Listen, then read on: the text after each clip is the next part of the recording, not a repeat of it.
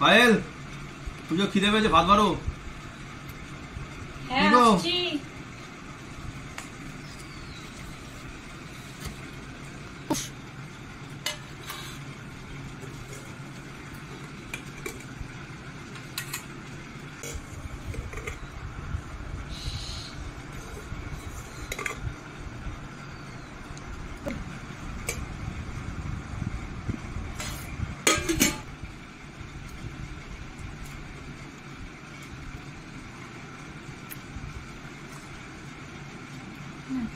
এই নাও খাও।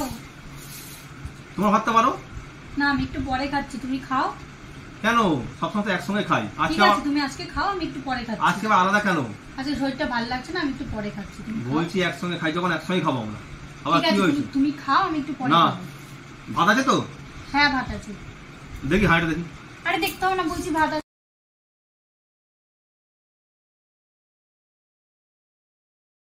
ও, ভাত নেই বলে খাওয়া বলছিলে? হ্যাঁ, একসঙ্গে খাই তো আমরা। কম থাক না খাবার, কম খাওয়ার জন্য মিলে খেয়ে নেবো। বেশি খাওয়ার কম খাওয়ার কি আছে? আঁকে থাকবে হয় কোনোদিন? হ্যাঁ, দুজন স্বামী স্ত্রী আমরা, অল্প হলে অল্প করেই খাবো আমরা, বেশি নাও, অল্প করে খাবো। ধরো,